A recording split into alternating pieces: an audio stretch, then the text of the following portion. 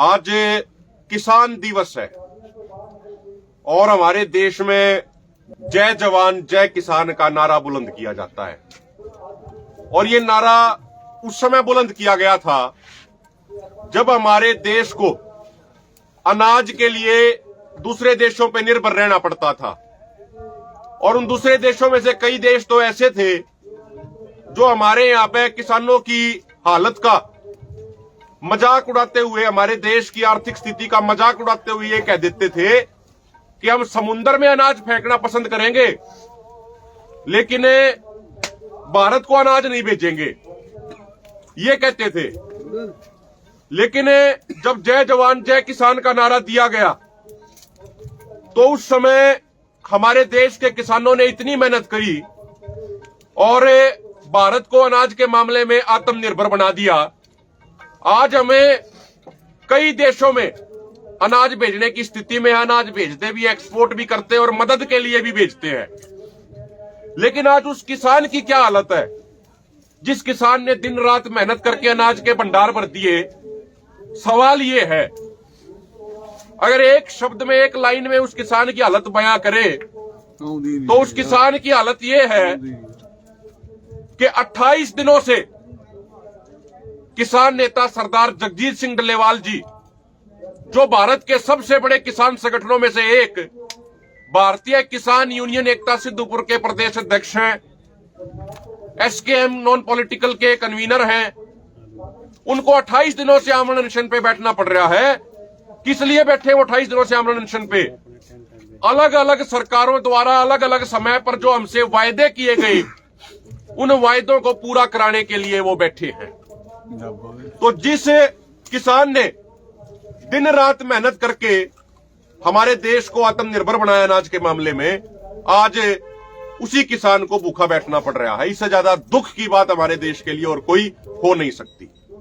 साथियों, बहुत सारे साथी जो सरदार जगजीत सिंह डल्लेवाल जी से प्रेम करते हैं, प्रेम की भावना से वो भी कई बार कहते हैं कि भाई सरकार बड़ी तानाशाह है, डल्लेवाल साहब अनशन समाप्त कर दें, इस तरीके की बातें वो कहते हैं। लेकिन मैं ऐसे तमाम साथियों को एक बात कहना चाहता हूं, सरदार जगजीत सिंह डल्लेवाल जी पूरे बुलंद इरादों वाले इंसान हैं।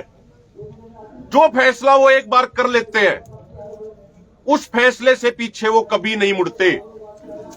और उन्होंने जो फैसला लिया वो फैसला बड़ा स्पष्ट है। वो अक्सर कहते हैं, 2 दिन पहले वो कह रहे थे जब हम उनके पास बैठे थे कि भाई मैं जिस रास्ते पे चल पड़ा हूं, जिस रास्ते पे चलते हुए मुझे 28 दिन हो गए, उस रास्ते की एक ही मंजिल है, या तो एमएसपी गारंटी कानून बनेगा या फिर इसी जगह पे मेरी कुर्बानी होगी। अब सरकार को तय करना है कि सरकार हमारी बातें मानती है या नहीं मानती है।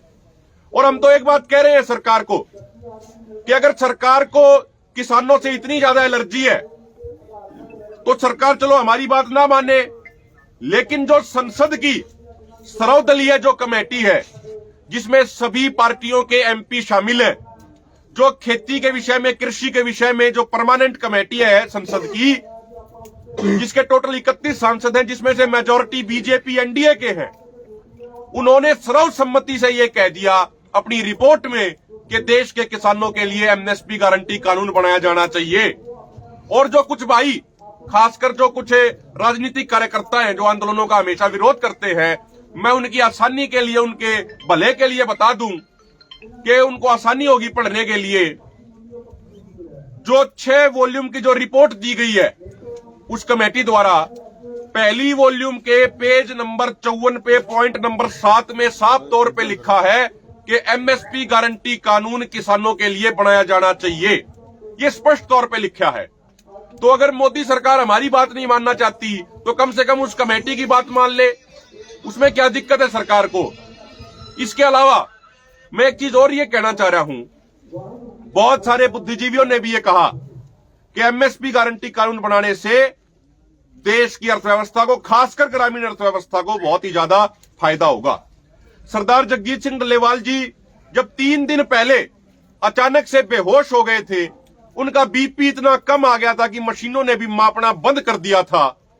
तो बेहोशी में जाने से पहले उनके जो अंतिम शब्द थे जो उन्होंने सरदार काका सिंह कोटला जी को कहे, वो शब्द ये थे कि काके बता दियो सबको कि डल्लेवाल कोई ड्रामा नहीं कर रहा था, डल्लेवाल अपने किसान कौम के लिए जिंदगी देके चला गया।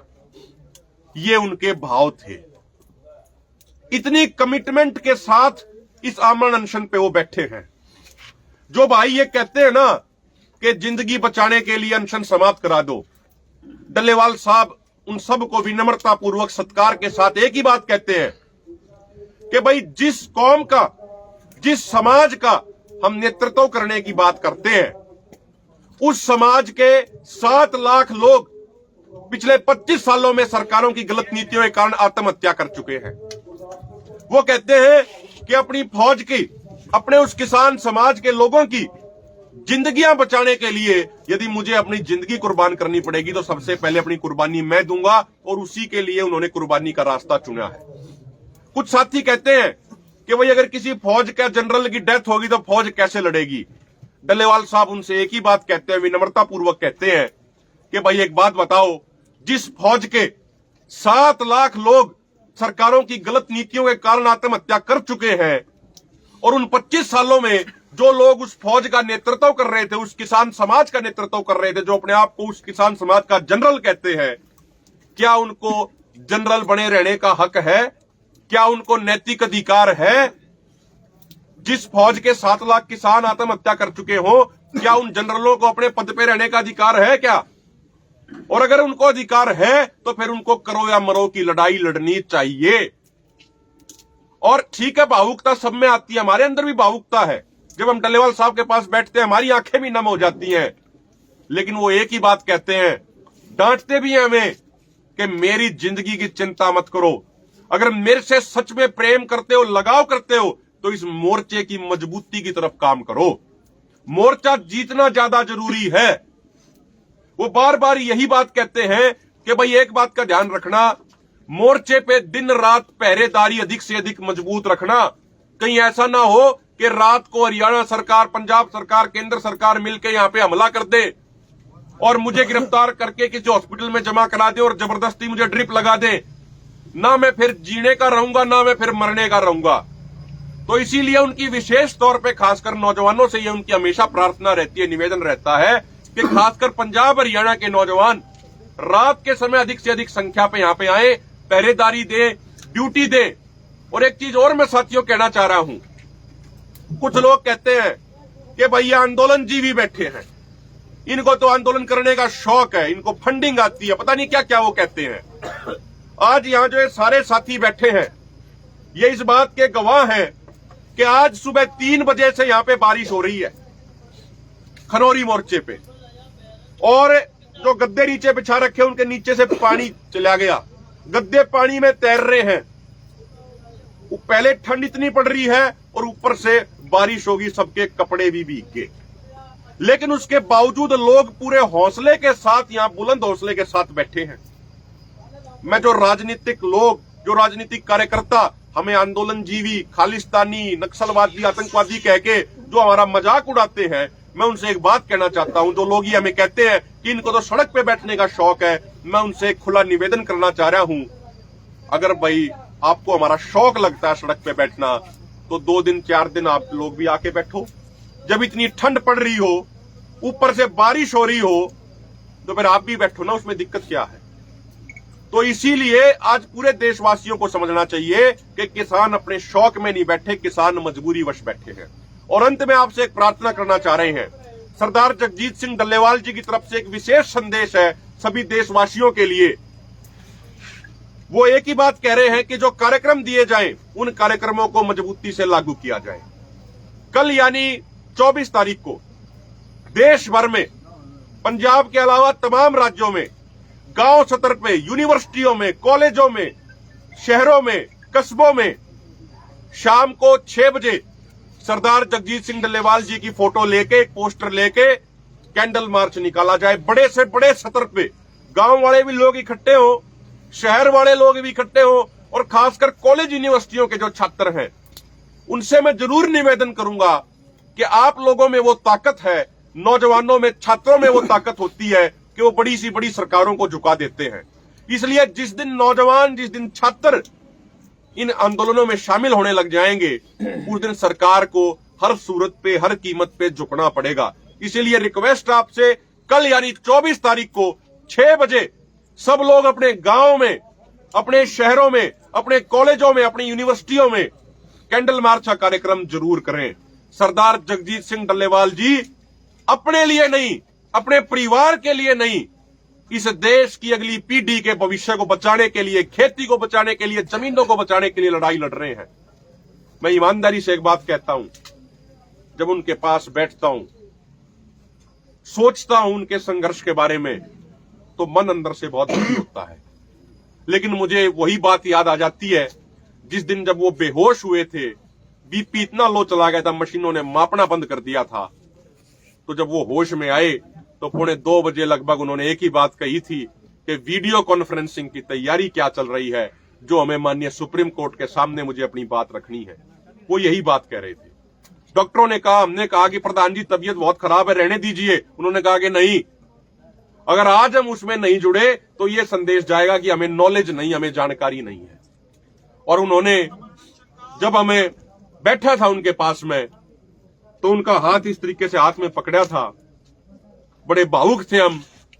तो उन्होंने एक बात कही थी आंखों में आंसू लाके, डरने की जरूरत नहीं है, चिंता करने की जरूरत नहीं है, मोर्चा मजबूत रखो। और इसीलिए 26 तारीख को, 26 दिसंबर को पूरे देश भर में जिला और तहसील लेवल पे सुबह 10 बजे से लेकर 4 बजे तक सांकेतिक भूख हड़ताल जगजीत सिंह डल्लेवाल जी के आमरण अनशन के समर्थन में करी जाएगी।